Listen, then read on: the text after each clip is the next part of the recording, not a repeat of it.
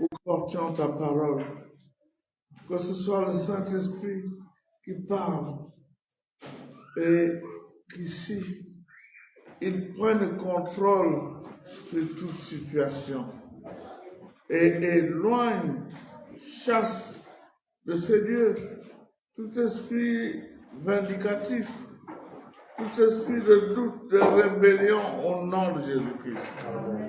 Et que chacun d'entre nous soit édifié puissamment en suivant ce message. Par ta grâce, Père, nous t'avons ainsi prié au nom de Jésus-Christ. Amen. Amen. Bien-aimés du Seigneur, une fois de plus, un joyeux bonjour à tous et que la grâce de notre Seigneur Jésus-Christ vous soit multipliée.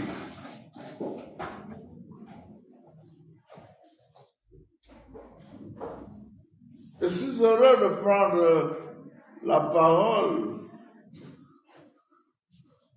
en cette matinée pour vous communiquer ce que le Saint-Esprit nous inspire de vous dire. Et cela est conforme à la volonté de Dieu. Et le thème que je veux développer dans un instant, c'est que le Seigneur Jésus-Christ règne en nous. Que le Seigneur Jésus-Christ règne en nous. Amen. Amen.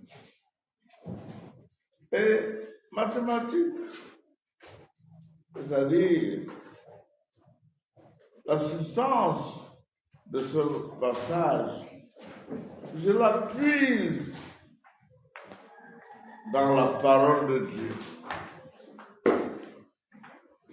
Car c'est elle qui nous a été donnée. Comme il est écrit dans 1 Timothée, je crois, 3, 16 à 17, toute écriture. C'est 1 ou 2 Timothée, s'il te plaît. 3, 16 à 2 Timothée, 3, 16 à 17.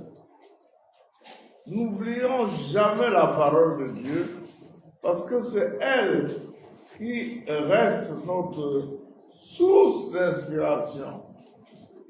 C'est elle qui doit nous conduire dans tout ce que nous faisons, parce que loin de cette parole, nous sommes totalement égarés et nous ne pouvons rien faire sans elle. Prenons-la comme boussole, que dis-je? Prenons-la comme la direction de nos vies. Tu peux nous lire ce passage, ce conseil que Paul a donné à Timothée, et par-delà aux chrétiens de tous les âges. Si vous perdez de vue cela, vous n'allez pas comprendre ce que Dieu attend de vous. Toute écriture est inspirée de Dieu. Toute écriture, toute, l'Ancien, comme le Nouveau Testament, comme on les appelle, d'autres disent Ancienne Alliance et Nouvelle Alliance. Vas-y. Est utile pour enseigner. Toute écriture est inspirée. Les savants qui connaissent les langues disent, c'est comme, ça veut dire inspirer, ça veut dire respirer. C'est-à-dire, elle est sortie de Dieu. Hein? On recommence. Toute écriture est inspirée de Dieu, est utile pour enseigner, pour convaincre, pour corriger, pour instruire dans la justice, afin que l'homme de Dieu soit accompli et propre à toute bonne œuvre. Afin que l'homme de Dieu soit accompli et propre à toute bonne œuvre. J'aimerais que tu la prennes dans la version parole vivante que nous avons coutume de consulter, parce qu'elle est dans un français plus simple. Car toute l'écriture a été rédigée sous l'inspiration de Dieu. Vous comprenez? Sous l'inspiration de Dieu. Vas-y. C'est pourquoi elle est utile pour nous enseigner la vérité et nous en persuader, pour apprendre à nous connaître et pour nous convaincre de péché, pour réfuter les erreurs et rectifier nos pensées. Pour réfuter les erreurs et rectifier nos pensées. Allez. Elle nous aide à réformer notre conduite et nous rend capables de mener une vie juste et disciplinée, conforme à la volonté de Dieu. Ainsi, l'homme de Dieu se trouve parfaitement préparé et équipé. Il est prêt pour accomplir toute bonne œuvre. Amen. Amen. Je crois que vous avez bien compris là. Il a dit, vous trouvez dans l'Écriture, dans la parole de Dieu, tout ce dont vous avez besoin pour vous conduire. Pardon? Pour réfuter les erreurs, qu'elles soient les vôtres ou celles que on veut vous imposer. Parce que parfois, les gens viennent avec des pensées diaboliques et vous la présentent si bien habillée que vous croyez que c'est la vérité.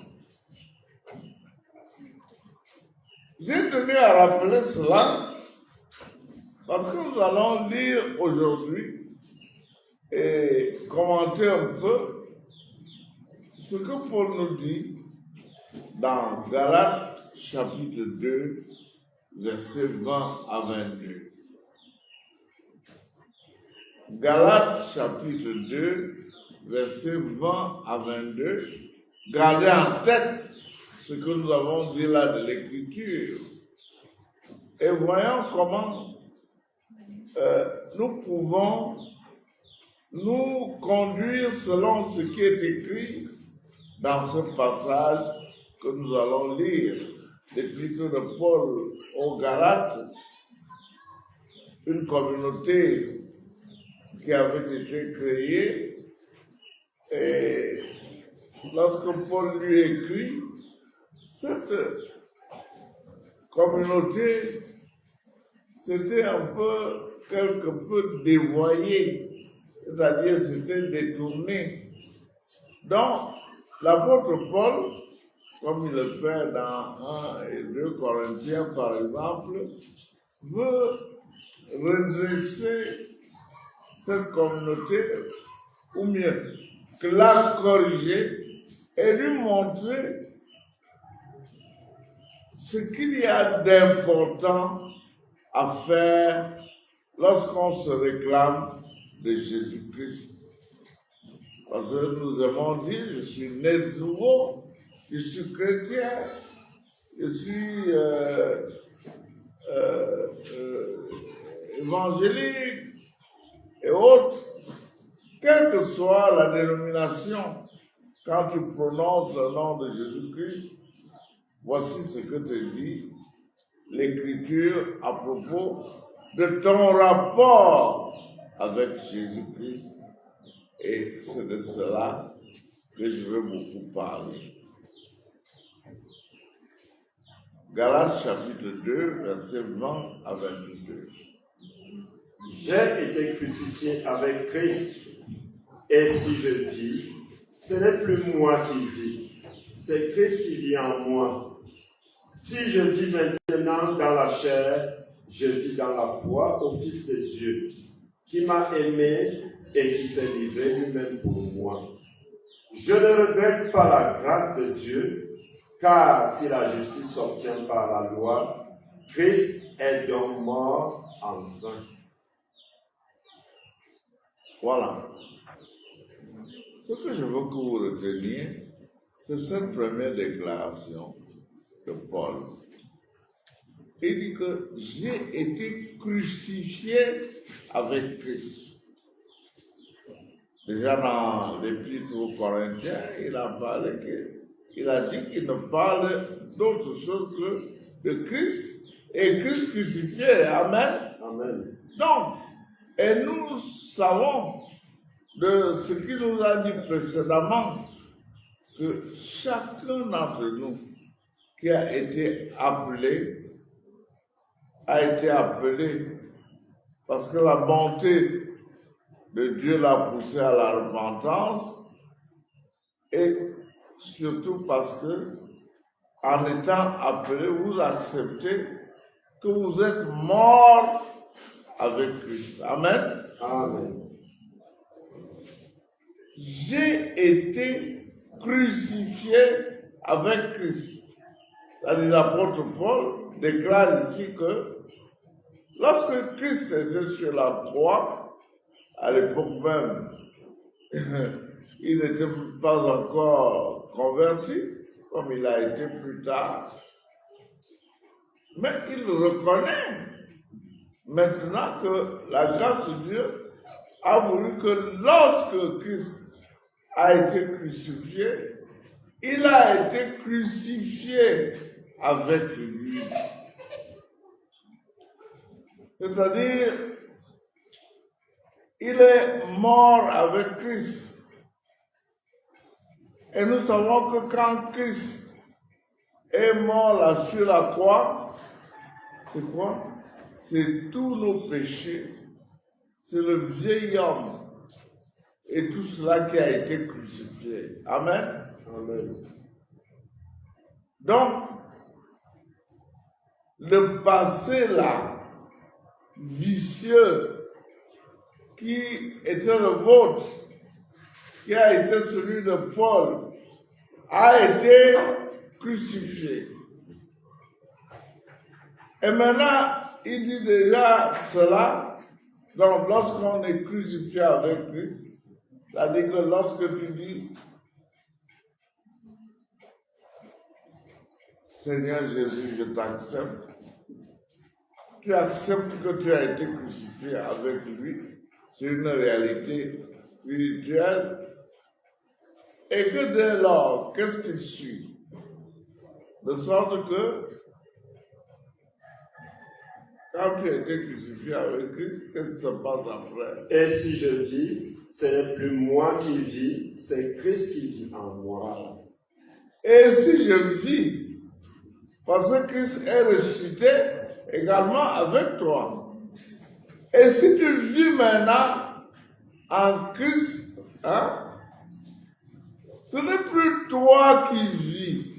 Alléluia. Amen. C'est Jésus qui vit en toi. Ça veut dire que Christ a acquis ta vie au prix de la sienne. Amen. Amen. Et comme il est Dieu, il t'a donné sa vie et ce n'est plus toi qui dois prendre les manivelles de ta vie, la conduire. C'est qui?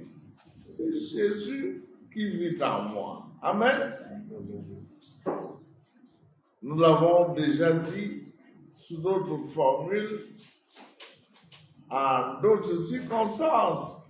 Et nous avons même parfois un joli hymne qui dit « Ce n'est plus moi qui vis, alléluia, c'est Jésus qui vit en moi. » Allons-y. Ce n'est plus moi qui vis, alléluia, c'est Jésus qui vit en moi, en moi, en moi.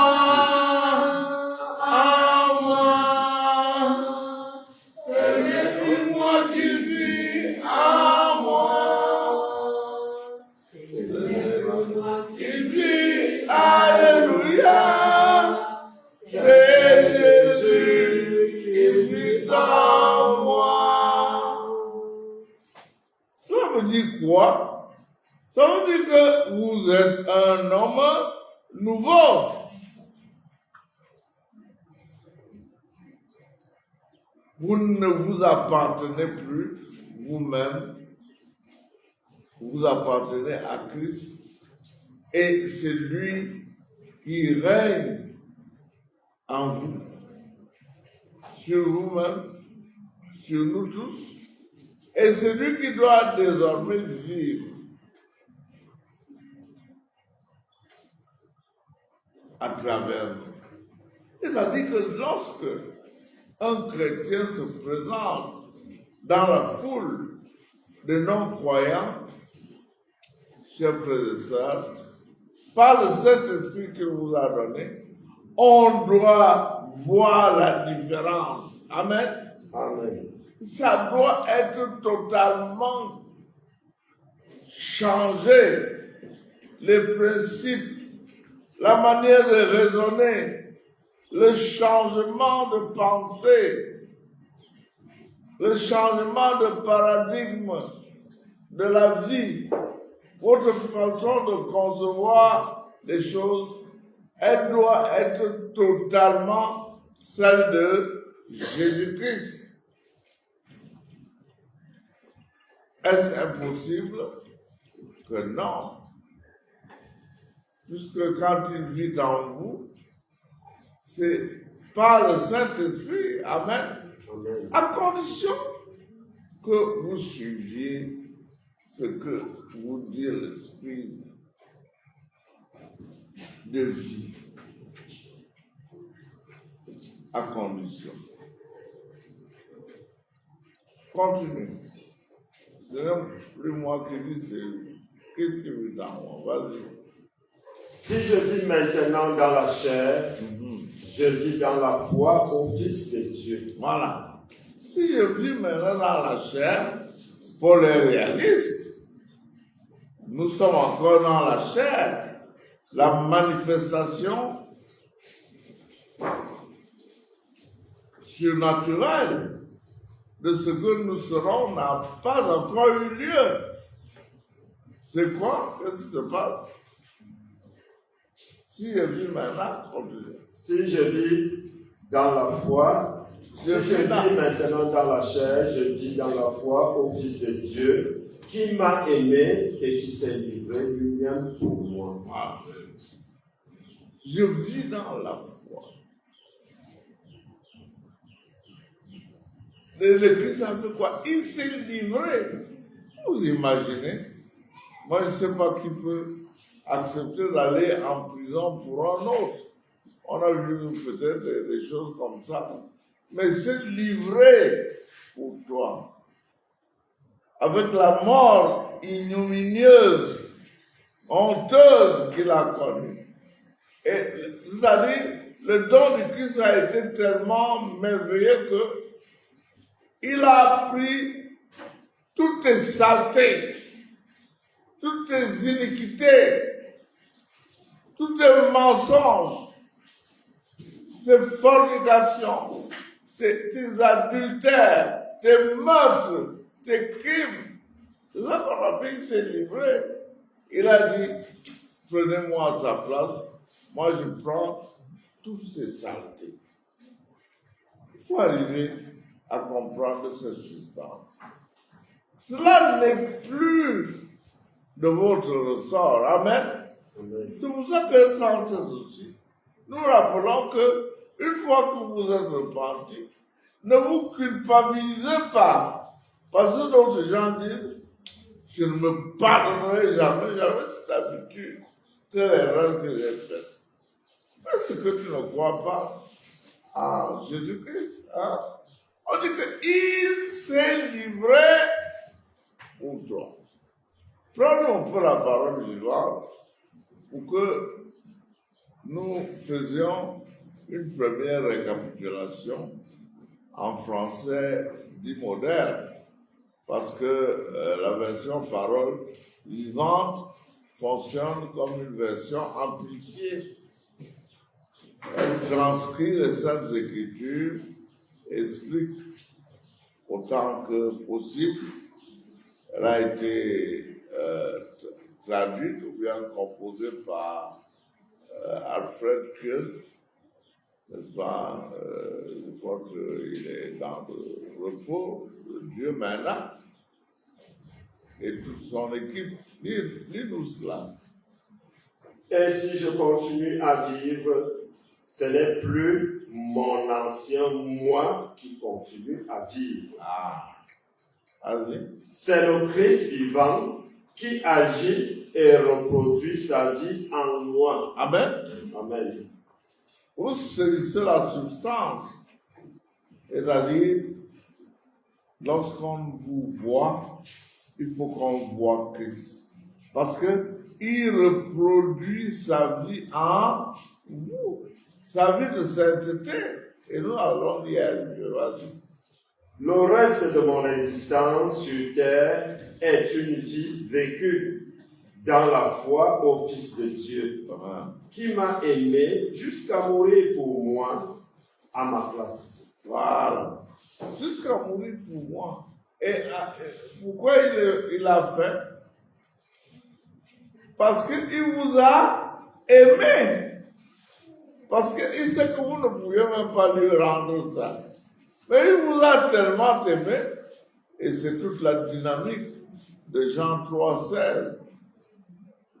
J'ai discuté, on a commenté ce passage, un frère en Christ et moi. Car Dieu a tant aimé le monde qu'il a donné son Fils unique, afin que quiconque croit en lui ne périsse point, mais qu'il ait la vie éternelle. Il s'est livré comme une offrande, lui qui n'avait jamais péché. Et parce que je ne voudrais pas être très long aujourd'hui, et je voudrais que nous montrions comment Christ donc vit en vous et comment le reconnaître. Je ne veux pas continuer avec Galates, mais prends-nous 1 Thessaloniciens 4, dès le verset 1. Dans une autre épître, la réflexion de Paul se poursuit par un conseil qu'il donne aux Thessaloniciens, qui étaient, comme les Galates, des païens, qui ne connaissaient pas Dieu, qui avaient des idoles, mais qui par l'évangile ont été amenés à croire en Jésus-Christ lorsque l'évangile leur a été prêché. Et l'apôtre Paul va être plus précis ici sur ce que ça signifie. Ça signifie simplement que lorsque vous êtes en Christ et qu'il règne sur vous et qu'il est désormais votre maître, vous devez mener, et vous me sentez venir, une vie de sainteté, de sanctification. Amen. Amen. Ce n'est pas pour dire que dans je crois Jean 17, Jésus-Christ, qui est toujours exaucé par son Père, avait demandé au Père, sanctifie-le par la vérité, ta parole est la vérité. Christ, donc, en nous, mène sa vie, ou doit mener en nous sa vie de perfection, sa vie de sainteté. Et nous allons lire quelques lignes de cet épître de Paul qu'il a écrite aux Thessaloniciens. Et comme dans toutes les épîtres qu'il a écrites, il avait coutume de dire que cette épître soit lue dans toutes les églises à cette époque-là. C'est comme ça que les églises communiquaient entre elles. Vas-y donc. Je commence dès le verset 1 pour que nous comprenions très bien où nous allons. Au reste, frères, puisque vous avez appris de nous comment vous devez vous conduire et plaire à Dieu. Voilà. La vie en Christ, nous commençons à être éclairés. Laisser Christ régner sur nous, c'est vivre pourquoi? Pour plaire à Dieu. Et quelques-uns me voient venir aussi. Plaire à Dieu, c'est lui être agréable, c'est avoir foi en lui. Continue. Et que c'est là ce que vous faites. Nous vous prions et nous vous conjurons au nom du Seigneur Jésus de marcher à cet égard de progrès en progrès. Aïe, aïe, aïe. Les Thessaloniciens, eux, étaient déjà avancés. Ce que là demande Paul ici, c'est de continuer dans cette voie, c'est-à-dire plaire à Dieu et le faire davantage. Vous comprenez? C'est une invitation aussi pour nous. Et Paul a explicité cela. Vas-y. Vous savez en effet quel précepte nous vous avons donné de la part du Seigneur Jésus. Ce que Dieu veut, c'est votre sanctification. Ah, la volonté de Dieu. Vous savez, on nous dit dans la prière que Paul a faite à Dieu dans Colossiens chapitre 1, verset 9 à 11. Il demande que Dieu illumine nos cœurs, n'est-ce pas, pour que nous connaissions quoi? Les volontés de Dieu. Amen. Amen. Un aspect de cette volonté, c'est cela. Continue. C'est que vous vous absteniez de l'impudicité. Premier point. Lorsque Christ dirige votre vie, une chose doit être évidente. Vous vous absteniez. On a surtout fait ça lors du vote. Je sais que beaucoup de gens n'allaient pas voter. On appelle ça abstention.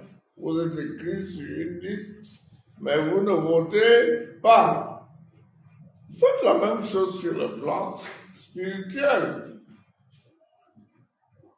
C'est-à-dire que, au lieu d'agir comme la foule le fait, au lieu de suivre la voie du monde, qui trouve que la débauche, bon, puisqu'on est libre, on peut s'y mettre, Beaucoup s'enfoncent sur cette voie en disant, n'est-ce pas c'est toléré, D'ailleurs, on a vu tel frère faire telle ou telle chose, qu'est-ce qui lui est arrivé? Non.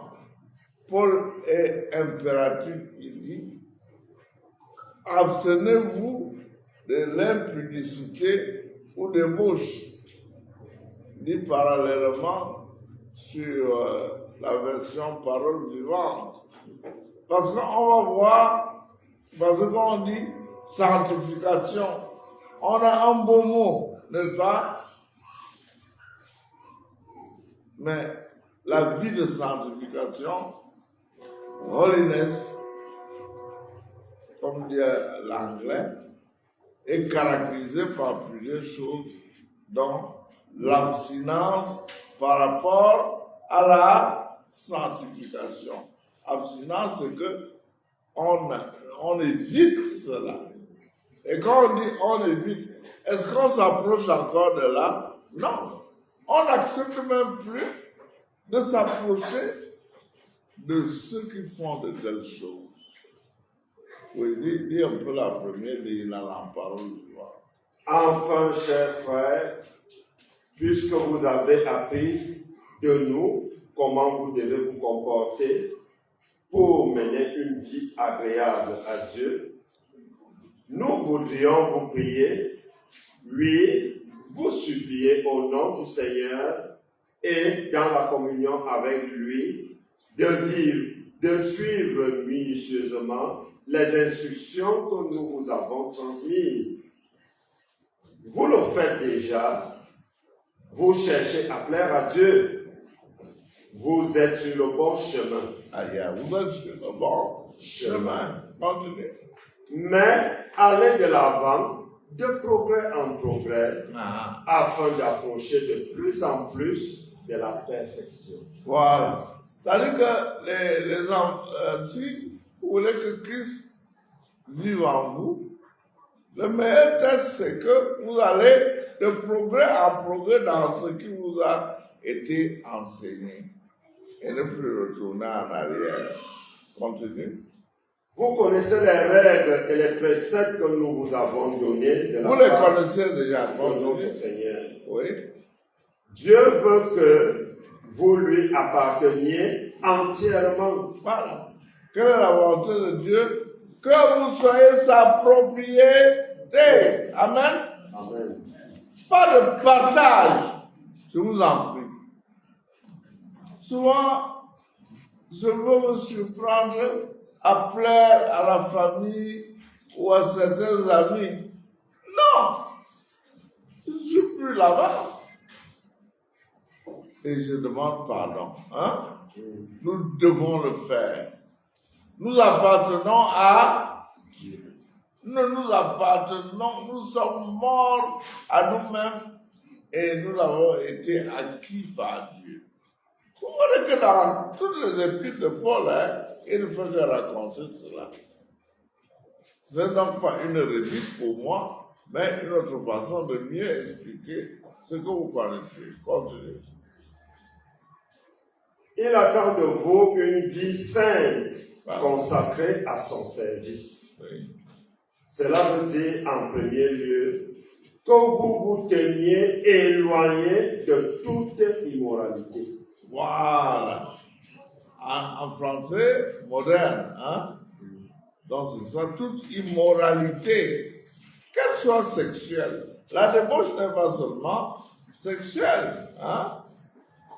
La débauche est également morale. C'est-à-dire que vous avez les pensées seulement du mal. Vous faites ce qui n'honore pas le Seigneur. Continue. Immoralité, je compte, vas-y.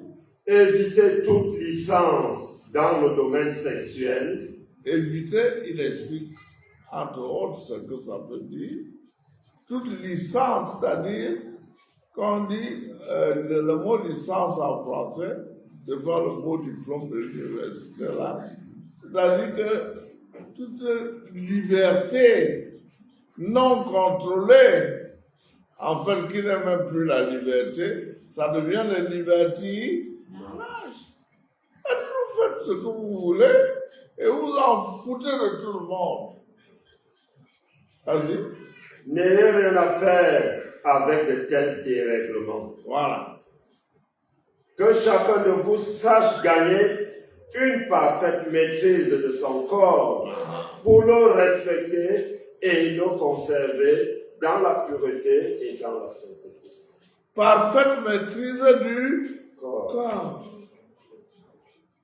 Et vous vous rappelez ce qu'il a dit, on ne va pas aller lire cela, vous connaissez bien votre Bible. Je le sais, je crois dans Philippiens 3, il dit, je tiens, hein, qu'est-ce qu'il dit? C'est-à-dire, il tient assujetti son corps. C'est-à-dire que le corps là, est terrible. Vous savez que je ne suis pas en hyper forme ce matin, hein? Mais le corps va te dire, dis donc, prends encore quelque chose là, et je vais me fatiguer davantage, hein? Tout simplement parce que j'ai été tenté. Oui, Paul a dit dans l'Épître aux Philippiens que je traite durement pour cela que le jeûne est fortement indiqué ici. Hein? Une façon de traiter un peu son corps, c'est de s'abstenir de certains attraits. Parfois, vous dites librement, je m'abstiens de nourriture, je m'abstiens de boissons, hein? Ou même des débats. J'étais avec Jean Ricky l'autre jour, chez une personnalité, il dit que lui, ne voit même plus les réseaux sociaux. Parce que ça pollue. J'ai entendu, un jour je me suis aventuré là-dedans, ce que j'ai entendu, je venais d'écouter un serviteur de Dieu qui parlait pourtant bien. Hein? Après, subitement, suivait un truc sur la magie noire qui parlait ou magie chrétienne ou quoi, de pentacle, et ainsi de suite. Hein? Comment parvenir à quoi? Il y a heureusement que j'ai arrêté. Vous trouvez de tout. Vas-y. Il faut faire comme Paul. Il a même dit, imitez moi, hein? Car je suis moi-même imitateur de Christ. Traitez durement votre corps et tenez-le assujetti, c'est-à-dire dominez-le. Parce que notre corps-ci est bizarre. Vous dites que vous n'allez pas faire telle ou telle chose à Aga. C'est là où vous allez tomber. Continue, cher ami. Il ne faut pas que vous vous laissiez entraîner par les convoitises sensuelles et dominés par les passions déréglées, comme ceux qui ne connaissent pas Dieu. Voilà. Ceux qui ne connaissent pas Dieu se laissent aller aux passions, comme ils les appellent, déréglées. C'est-à-dire qui ne suivent aucune décence, aucune règle normale. Hein? Vous entendez ces récits nombreux à la radio, des cas de viol sur mineur de la part d'un monsieur de 70 ans à Kribi, chez nous là. C'est terrible. L'abus de boissons fortes qui faisait qu'un de mes cousins se retrouvait toujours dans les rigoles de Bogada. Hein? Et il me dit que quand lui il était dedans, il se sentait à l'aise. Parce que vous savez, si vous avez pris presque un casier de 33, vous ne vous contrôlez plus, même si vous êtes dans la bouffe, vous vous sentez bien. Jusqu'à ce que, quand le matin, les gens le ramassent, le mettent par terre, là, mais c'est comment, monsieur? Là où il se rend compte lorsqu'il a décidé de l'horreur de sa position, on lui a tout arraché. Ça fait partie des dérèglements, des abus. Continue. Que personne n'enfreigne les droits de son frère, ni ne le trompe d'une manière ou d'une autre dans ce domaine. Nous tombons dans une affirmation. Relis ça. Que personne n'enfreigne les droits de son frère, ni ne le trompe d'une manière ou d'une autre dans ce domaine. Je vous en prie. Nous ne trépassons pas. Parce que je me dis toujours maintenant que lorsque je prêche, j'apprends aussi. Amen. Amen. Ne dépassons pas nos limites. Parce que parfois, quelque chose n'est pas bon pour un frère ou une sœur, hein? Mais nous faisons exprès. Nous prenons ces choses sans lui demander. C'est partout où l'on vit ensemble. On était dans un quartier où, n'est-ce pas? une dame venait verser ses eaux usées sur notre véranda. Et dès que vous tentiez de lui en faire la remarque, aïe, aïe, aïe, aïe, aïe, aïe.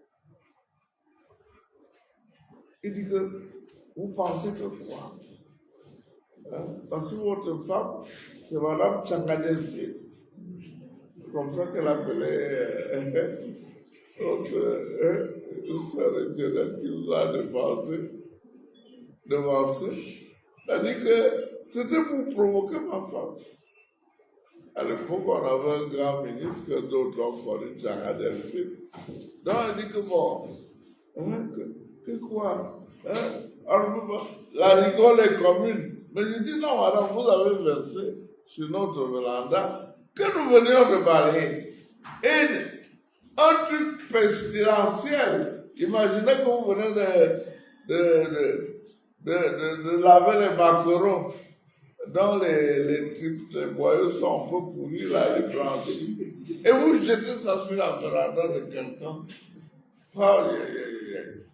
C'est pour ça que n'aime plus vivre, n'aime pas avoir une véranda commune avec quelqu'un autant que possible. Mais nous passions à cette époque des moments très difficiles.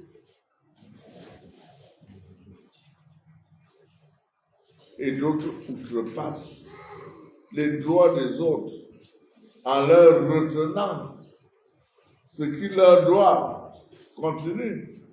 Dieu fait justice sur ces choses et il fait justice de toute offense de ce genre. Aïe, vous entendez ça? Dieu fait justice. Et vous savez, quand Dieu fait justice, c'est que la loi va s'appliquer à vous. Hein? Et la loi, vous savez qu'elle est impitoyable. Hein? Amen? Si vous outrepassez votre droit et violez le droit de votre voisin, vous ne lui remboursez pas si vous lui devez de l'argent. Vous versez l'eau sur sa véranda qu'il vient de laver. On dit que Dieu fait justice. Lorsque ça t'arrivera demain, ne dis pas que qu'est-ce que j'ai fait au monde? Continue.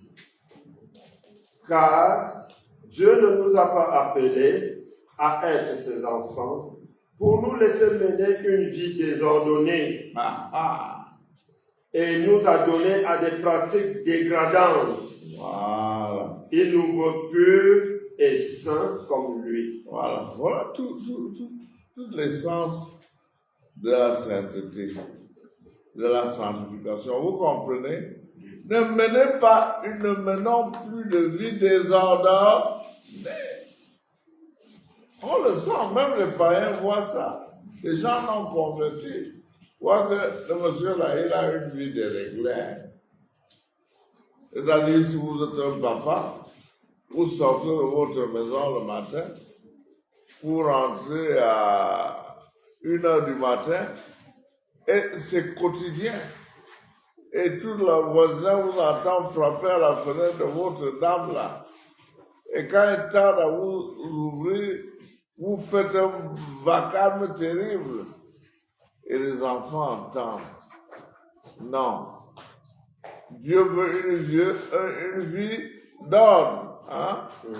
Dieu n'est pas, dit l'épître de Paul aux Corinthiens, un Dieu de désordre, mais de paix. Il aime l'ordre et la paix. Prenons un peu le passage là. C'est un Corinthien combien?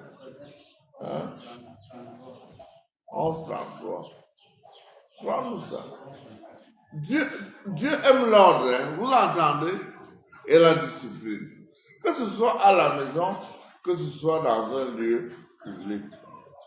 Si tu touches à la chose de l'autre, s'il te plaît, demande-lui d'abord la permission. Amen. Même ce qui semble évident. Vous voulez boire sa bouteille d'eau, dites, est-ce que je peux, s'il vous plaît? Oui. Mais d'autres prennent comme ça, hein? C'est pour ça que nous, on n'aime même plus aller dans les lieux publics où les gens boivent. Ils commandent la boisson et ils disent non, envoyez-lui la facture. Ah, tu ne m'as même pas demandé. Continue, lis-nous ça. Si nous nous jugeons nous-mêmes, nous ne serons pas jugés. Mais quand nous sommes jugés, nous sommes châtiés par le Seigneur, afin que nous ne soyons pas condamnés avec le monde.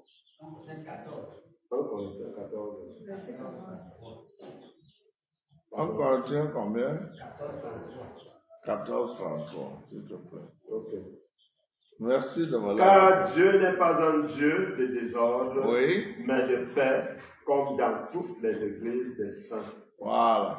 Dieu n'est pas un Dieu de désordre. Vous comprenez? Dieu n'est pas le désordre, que ce soit dans le culte que nous menons là. Faisons attention à l'ordonnancement du culte. Amen. Quand nous sommes ici, regardez toujours les versets d'Habakkuk là. L'Éternel est dans son sein. Que toute la terre fasse silence devant lui. Et on est là à l'intérieur de l'église pour discuter de choses oiseuses. Ici, adorons-le, louons-le et parlons de ce qui est important pour lui. Amen. Amen. Et pas n'importe quoi. Alléluia. Amen. Respectons cela. Ici, c'est comme un hôtel de prière de Dieu. Quand on est sur la chair, là, respectons la chair. Et où est la pratique dans l'église que nous avons depuis longtemps? C'est que nous, officiants, nous nous asseyons là-bas sur des banquettes à titre d'humilité. C'est quand quelqu'un est appelé à faire quelque chose qu'il monte ici. Amen. Amen. L'Éternel est ici. Alléluia. Si nous lui avons consacré ce Dieu, comment devra encore nous faire un Dieu d'usage vil, irresponsable? Je vous en prie. Retourne à Thessaloniciens. J'ai dit qu'elle ne devait pas être long parce que je voulais en quelques mots vous dire ce qu'on appelle une sanctification, une vie de sainteté. Nous avons dit ne pas mener de libertinage à débauche sexuelle. Nous devons respecter les droits d'autrui, hein, parce que quand vous faites du mal à l'autre sans tenir compte de ses droits, Dieu tire vengeance. Amen. Et méfions-nous à la vengeance de Dieu est terrible. L'effet boomerang est terrible. Continue, s'il te plaît. Celui donc qui s'estime au-dessus de ces règles et ne leur prête aucune attention, méprise non une autorité humaine, mais celle de Dieu. C'est lui qui nous a donné ses préceptes et a déposé en nous son esprit de sainteté. Amen. Amen. Bon, parfois j'entends les choses, les gens disent, ah, il a écrit ces choses-là et affiché là. Moi, je ne respecte pas. Non! C'est de la part, une fois que Dieu a installé une autorité qui vous prescrit certaines choses, respectez ce qui est fait et ce qui est dit. Amen. Amen. Je vous en prie. Que Dieu nous y aide. Parce que si vous méprisez ça, on dit détournez-vous de la débauche. Ne faites pas du tort aux autres. Dieu tire vengeance. Et si vous dites que, moi je veux vivre comme je veux, je suis libre, on dit que tu ne méprises pas celui qui parle d'une voix un peu fatiguée ce matin, comme moi. Hein? Ce n'est pas à moi que vous faites ça, mais Dieu qui l'a écrit. Et c'est pour ça que nous, on aime tirer de la parole de Dieu tout ce que nous enseignant. Amen. Amen. Nous pouvions commencer à vous faire un sermon, comme d'autres pasteurs, dès qu'ils commencent, après ils disent, oh, l'autre jour j'étais à Kumba, j'ai fait ceci, cela, et c'est tout le sermon, non. Nous nous appuyons sur l'écriture sainte, qu'on s'efforce de commenter, amen. Et vous pouvez continuer à le faire. Il y a beaucoup, vous pouvez avoir d'autres passages. J'ai laissé le livre de Galates, parce que l'épître aux Galates, au chapitre 5, nous parle de la liberté du chrétien. La liberté du chrétien, c'est qu'il est conduit par le Saint-Esprit et s'abstient des souillures du monde. Parce que la chair, qui est le dépôt de toutes les souillures du monde, ne vous permettra pas d'entrer dans le royaume de Dieu. Continue, s'il te plaît. Concernant l'amour fraternel, vous n'avez pas besoin d'instructions écrites de ma part. Voilà. Nous sommes toujours dans la sainteté. Hein? Amen. Amen. Mener une vie de sanctification, c'est de s'abstenir de certaines choses-là, mais également de faire preuve d'amour fraternel. Continue.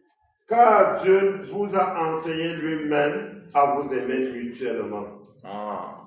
À vous aimer l'un l'autre.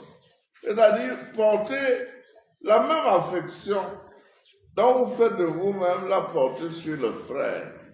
Si vous avez à manger, vous partagez. Si vous avez un peu de bien, vous dépannez votre frère. Amen. Sans attendre un retour d'ascenseur. Parce que ce qui se passe, c'est que j'ai vu ça dans la famille. Quelqu'un ne veut pas faire du bien, il dit, ah, est-ce que lui il est venu dans mon deuil? Il dit que non. Va l'assister, c'est quand même ton voisin qui a fait, non, moi je ne peux pas aller chez lui. Parce que lui, quand j'ai des malheurs, il s'en fout complètement. Non.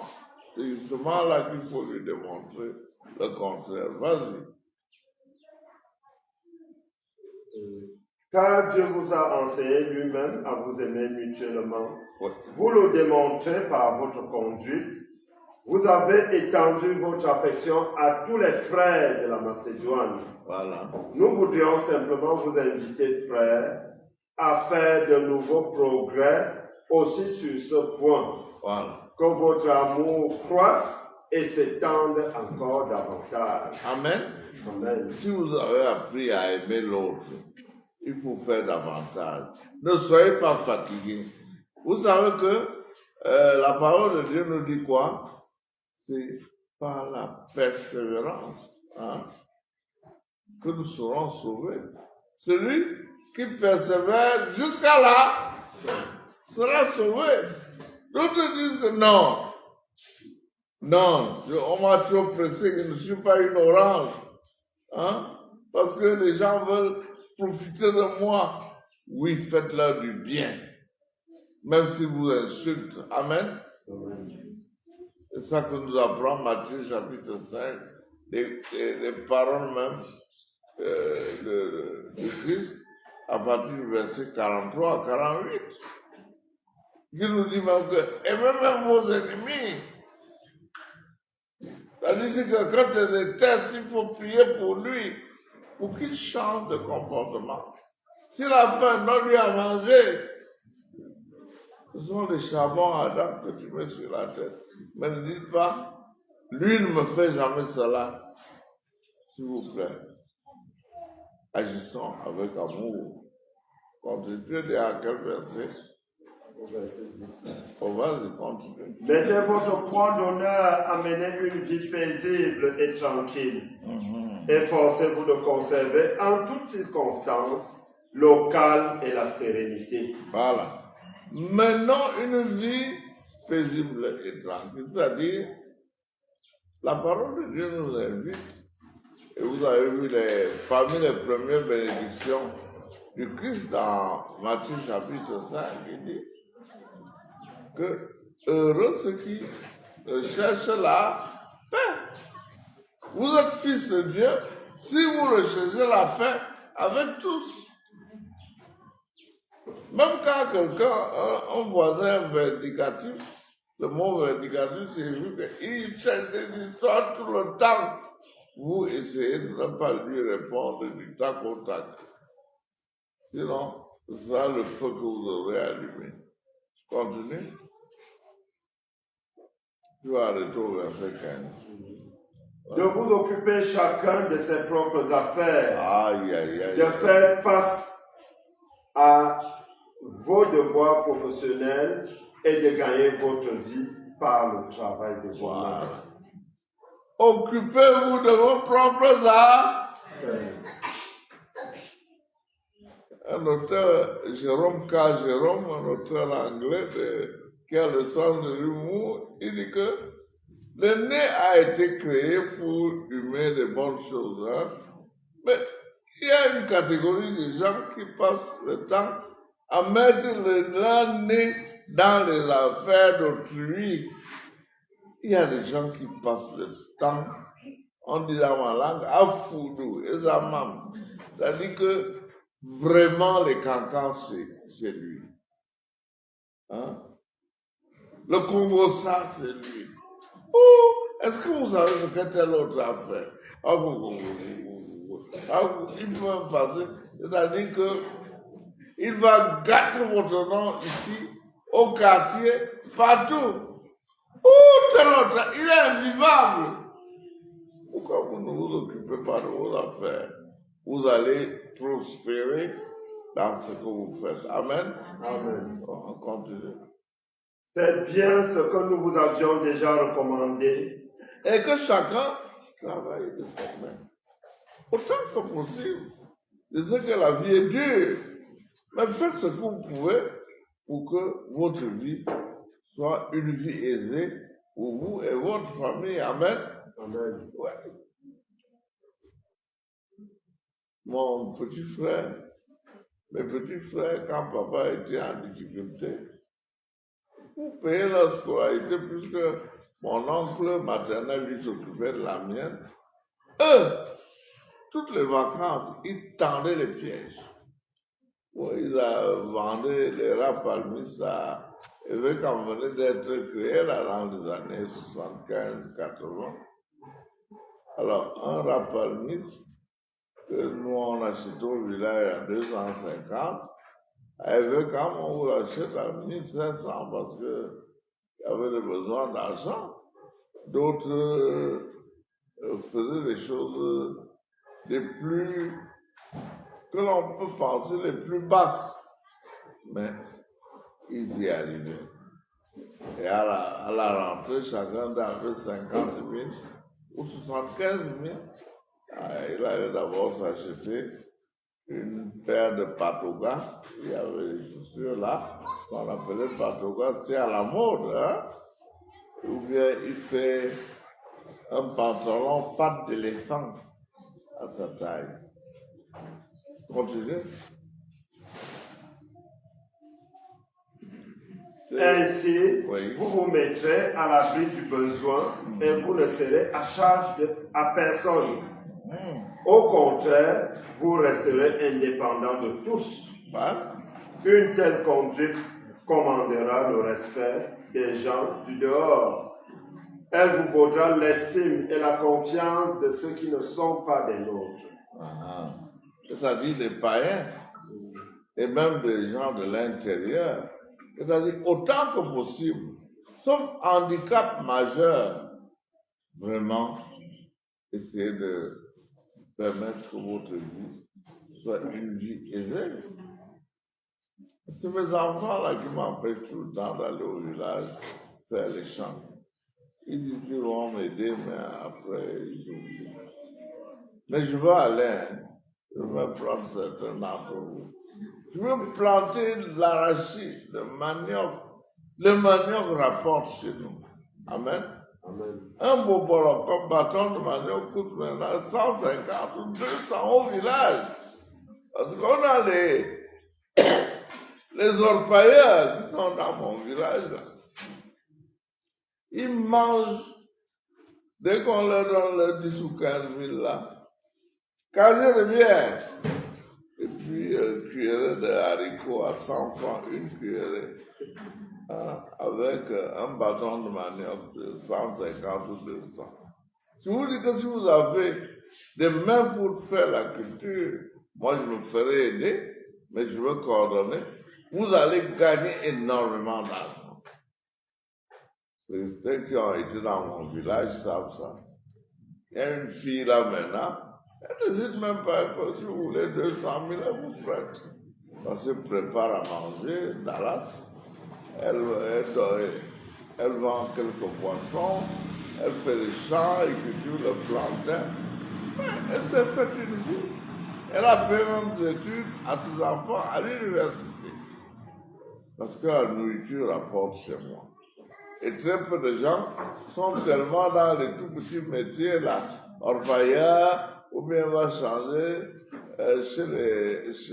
travailler là où il y a la coupe de bois, et ils comptent sur ça, et quand ils reviennent affamés là, allez, partout où on va à boire ou à manger, ils sont là. Si tu es au village, tu peux faire des choses comme ça, tu fais des champs de vivriers, tu vas être indépendant et te faire respecter. Et l'apôtre Paul parle d'expérience. Lorsqu'il parle aux chrétiens d'Éphèse, il a dit, ces mains ont pourvu aux besoins des autres. Amen. Il était fabricant de tentes.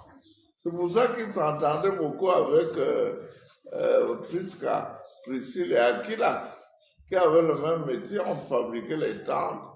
C'était, vous savez que c'était le désert, les gens avaient des habitats sommaires avec les tentes, ça se vendait. Et l'apôtre Paul a financé tout son ministère pastoral lui-même. Amen. Amen. Avec d'autres gens. Continue, je crois que tu as bientôt terminé. Ça va. Passer à partir du verset 16, ça parle d'autre chose, mais qui est intimement lié. Parce que il dit que les gens qui font ça sont sûrs de voir le Seigneur, et il parle de l'enlèvement à partir du verset 16. Mon but aujourd'hui, j'ai dit que Jésus-Christ règne sur vous. Amen. Amen. Et quand il règne sur vous, vous faites quoi? Vous, en vous, sur vous, vous menez une vie de sainteté.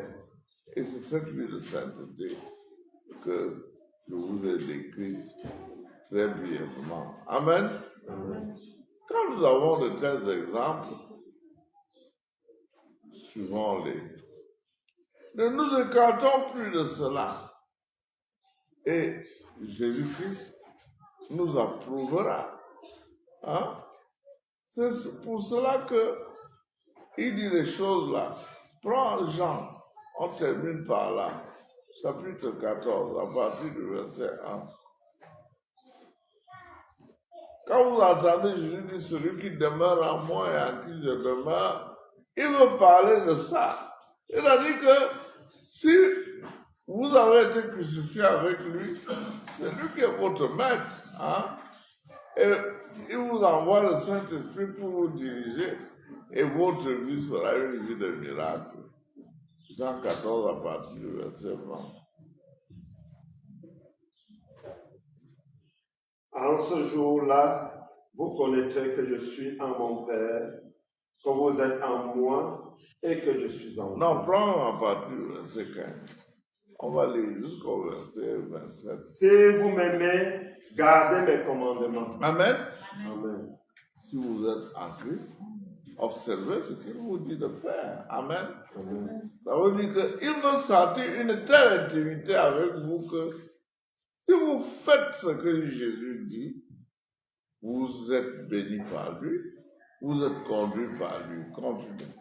Et moi, je prierai le Père, et il vous donnera un autre consolateur, afin qu'il demeure éternellement avec vous. Alors, il parle de la promesse du Saint-Esprit qu'il a accomplie. Ça veut dire que la présence du Saint-Esprit en vous et l'exaucement d'une prière que Christ a faite pour ceux qui lui sont fidèles, qui se laissent guider par lui. Continue.